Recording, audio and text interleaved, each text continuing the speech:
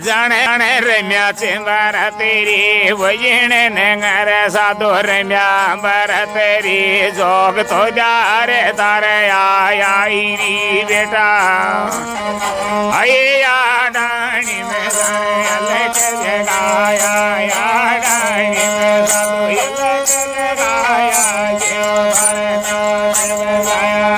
अब हम आमेर महल में अंदर की ओर आ चुके हैं और ये जो आपको बड़ा सा ग्राउंड दिख रहा है इसको कहते हैं जलेब चौक। दरअसल ये जो वर्ड है जलेब, ये फारसी भाषा का शब्द है जिसका अर्थ होता है चौकोर या चौरस। तो ये पूरा ग्राउंड चौकोर या चौरस है, इसलिए इसको जलेब चौक कहते हैं। इस जलेब चौक में पहले मिलिट्री परेड हुआ करती थी, यानी कि राजा के जो सैनिक होते थे, जो उनकी मिलिट्री होती थी, तो सैनिकों की यहां परेड हुआ करती थी और राजा ऊपर से उनकी परेड को देखा करते थे। अब इस जलेब चौक में ये जो आपको नीचे की ओर ये जो क्वार्टर्स दिख रहे हैं, यहाँ पहले घोड़ों को बांधा जाता था, यानी कि ये पहले अस्तबल थे। अस्तबल यानी घोड़े के बांधने का स्थान। तो यहाँ पहले घोड़ों को बांधा जाता था जो कि अस्तबल का कार्य किया करते थे, क्वार्टर्स। अब इस जलेब चौक में आप दो गेट से एंटर कर सकते हैं। एक तो ये जो आपको गेट दिख रहा है इसको कहते हैं मून गेट, जिसका हिंदी में अर्थ होता है चांद पोल। मून का अर्थ हो गया चांद और गेट का अर्थ हो गया पोल। तो एक तो इस गेट से एंटर कर सकते हैं, दूसरा इस गेट के ठीक सामने ये जो दूसरा आपको गेट दिख रहा है इसको कहते हैं सूरज पोल, यानी कि सन गेट। तो हमने इस जलेब चौक में इस सन गेट से यानी सूरज पोल से ही एंटर किया है और नीचे से इस सूरज पोल तक पहुंचने में हमको काफी सीढ़ियां चढ़नी पड़ी, यानी कि आपको थोड़ा परिश्रम करना पड़ेगा, लेकिन फिर भी आप एंजॉय करेंगे अपनी इस यात्रा को, अपने इस टूर को काफी एंजॉय करेंगे।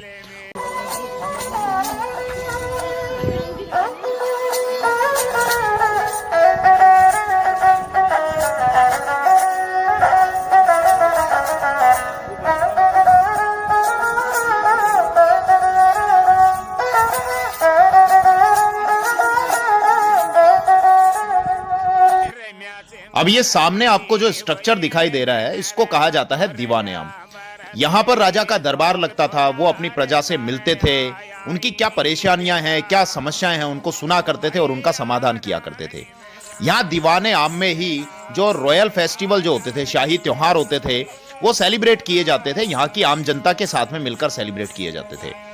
इस दीवाने आम का निर्माण यहाँ पर लगी हुई इंफॉर्मेशन के अकॉर्डिंग, इसका निर्माण मानसिंह फर्स्ट ने कराया था। मानसिंह फर्स्ट जिनका शासनकाल 1589 से और 1614 ईस्वी तक का रहा था। मानसिंह फर्स्ट अकबर के नवरत्नों में से एक थे और अकबर के मुख्य सेनापतियों में से भी हुआ करते थे। तो देखिए मानसिंह फर्स्ट ने इसका निर्माण कराया था। और यहां इस स्ट्रक्चर की अगर हम बात करें दीवाने आम की, इसकी क्या स्पेशलिटी है, तो ये जो पूरा स्ट्रक्चर है ये 64 पिलर्स पर यानी 64 खंभों पर खड़ा हुआ है, जिसमें बाहर की तरफ डबल डबल पिलर्स एक साथ बने हुए हैं और ये बाहर की तरफ बने हुए पिलर्स हैं टोटल 48 और अंदर की तरफ सिंगल सिंगल पिलर्स बने हुए और इनकी संख्या है, इनके नंबर हैं 16। अब देखिए बाहर की तरफ ये जो पिलर्स आपको दिख रहे हैं, जो दो दो पिलर एक साथ बने हुए हैं यानी दोहरे खंभों की ये जो पंक्ति आपको दिख रही है, तो इसमें रेड सैंडस्टोन लगाया गया है यानी लाल बलुआ पत्थर लगाया गया है, जो उस समय करौली से मंगाया गया था। आज तो करौली राजस्थान का एक जिला है, तो उस समय करौली से मंगाकर ये पत्थर लगाया गया था। और अंदर जो सिंगल पिलर्स हैं इनमें व्हाइट मार्बल लगाया गया था, जो कि जयपुर का लोकल मार्बल ही है। अब देखो ये व्हाइट मार्बल्स के बिल्कुल बीच में ये जो छत है, इस छत को कहा जाता है लदाब की छत। दरअसल इसकी एक स्पेशलिटी है। स्पेशलिटी क्या है कि इस लदाब की छत में आप देखिए, इसमें आपको दो अलग अलग रंगों की लेयर्स दिखाई दे रही हैं। ये अलग अलग रंग के पत्थर हैं और इन पत्थरों को एक साथ एक के बाद एक रखते हुए और ऊपर चूने की काफी मोटी परत फैला दी जाती थी और नीचे से सपोर्ट दिया जाता था।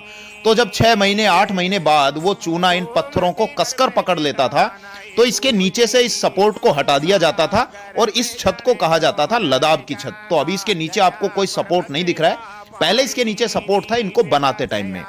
अब देखिए यहां इसमें ऊपर की तरफ आपको ये जो डिजाइन दिख रहा है, तो इसमें हाथी की सूंड में आपको कमल का फूल दिखाई दे रहा है। दरअसल ये हिंदू शैली है, हाथी की सूंड में कमल का फूल। और नीचे इन पिलर्स में ये जो आपको फूल पत्तियां दिख रही हैं, ये मुस्लिम शैली है।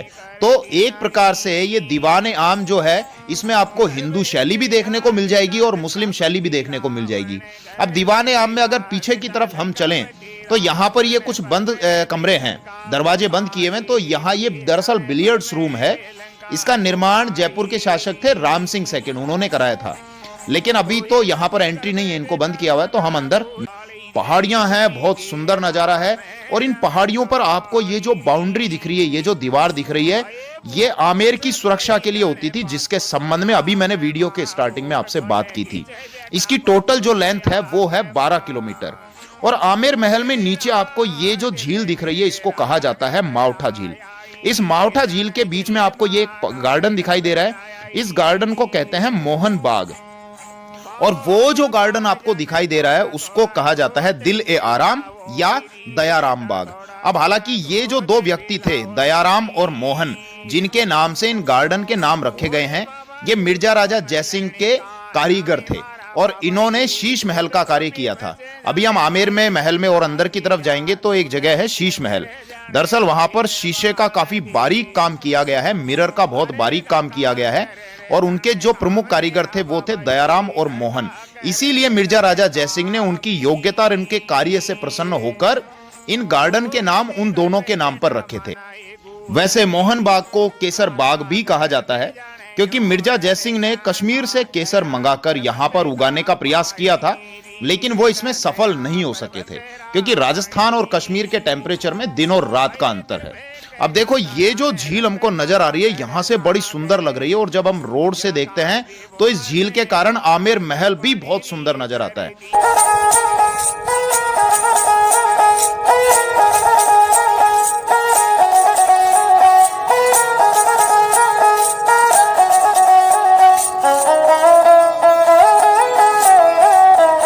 तो आइए अब हम चलते हैं पुराने बिना बिजली से चलने वाले गीजर की ओर। और ये जो आपको स्ट्रक्चर दिख रहा है, ये है पुराना बिना बिजली से चलने वाला गीजर, क्योंकि उस समय यहां पर बिजली की व्यवस्था नहीं थी, इसीलिए पानी जो गर्म किया जाता था वो बिना बिजली के ही गर्म किया जाता था। अब कैसे गर्म किया जाता था, तो ये समझने के लिए हमको अंदर स्नान घर में चलना पड़ेगा। तो अभी हम अंदर स्नान घर में आ गए हैं और इसको कहा जाता था हम्माम। दरअसल ये जो वर्ड है हम्माम, ये अरबी भाषा का वर्ड है जिसका अर्थ होता है स्नान घर। और ये जो आपको भाग दिख रहा है, ये उस गीजर के अंदर का भाग है जिसको अभी हम बाहर से देख रहे थे। तो इस अंदर वाले भाग में पानी भर दिया जाता था और बाहर इसके नीचे लकड़ियां जलाई जाती थी, जिसके कारण हीटिंग की वजह से इसके अंदर भरा हुआ पानी गर्म हो जाता था। अब ये जो गीजर है इसमें कॉपर की प्लेट लगाई हुई है और कॉपर की प्लेट के ऊपर प्लास्टर किया हुआ है, जिसकी वजह से क्या होता था, नीचे जब हीटिंग होती थी तो कॉपर की जो प्लेट है वो ऊष्मा की अच्छी चालक है, यानी कि हीट की अच्छी कंडक्टर होती है, जिसकी वजह से पानी जल्दी गर्म हो जाता था। और इस गीजर के ठीक बगल में एक और टंकी बनी हुई है जिसमें ठंडा पानी भरा हुआ होता था। तो इन दोनों टंकियों से ठंडा और गर्म ये दोनों पानी इन नालियों के माध्यम से होते हुए और फिर जाते हुए और फिर इस बाथ टब में आकर मिल जाते थे। यानी कि इस बाथ टब में नालियों के माध्यम से ठंडा और गर्म पानी दोनों आकर मिक्स हो जाते थे और उसके बाद फिर इसमें परफ्यूम वगैरह डाल दिया जाता था, यानी इत्र डाल दिया जाता था गुलाब का या केवड़े का, और उसके बाद फिर यहाँ स्नान किया जाता था। इस स्नान घर की छत को अगर आप देखें तो ये काफी सुंदर है, काफी खूबसूरत है और ये देखने में ऐसे लगती है जैसे इसको डायमंड की शेप में बनाया गया है, मतलब इसको हीरे की आकृति में बनाया गया है। इसके अलावा अगर आप स्नान घर की दीवारों पर किए गए प्लास्टर को देखें तो इस प्लास्टर में बहुत अधिक चमक है और इसकी एक विशेषता यह है कि आप इस प्लास्टर पर जितना ज्यादा हाथ फेरेंगे इसमें उतनी ही चमक उत्पन्न होती चली जाएगी। और सबसे कमाल की बात यह है कि यह प्लास्टर आज से 300 से 400 वर्ष पहले किया गया था और उस समय चूने को प्रोसेस करके यह प्लास्टर किया गया था, जबकि हम जानते हैं चूने में इतनी ज्यादा चमक नहीं होती है। तो सोचने की बात है कि चूने को किस प्रकार से उस समय किस प्रकार से प्रोसेस किया गया होगा, जिसकी वजह से इसमें इतनी शाइन है और समय के साथ साथ इसमें शाइन बढ़ती ही चली जाती है। आप इस बात से अंदाजा लगा सकते हैं कि यदि आपके हाथ में कोई घड़ी बंधी हुई है तो इसकी दीवार यानी कि इस प्लास्टर में से आप अपनी घड़ी का टाइम देख सकते हैं। इसके अलावा यहाँ स्नान घर में अलग अलग कमरे भी बने हुए हैं, चेंजिंग रूम अलग हैं, इसके अलावा मालिश करने के भी अलग अलग कमरे बने हुए हैं। तो अब स्नान घर के बाद हम आगे की ओर बढ़ते हैं और आमेर महल में जो गणेश पोल बना हुआ है उस पर जो पेंटिंग की हुई है उस पेंटिंग की क्या विशेषता है, उस विशेषता की हम बात करते हैं। तो आइए अब स्नान घर से आगे हम गणेश पोल की ओर चलते हैं।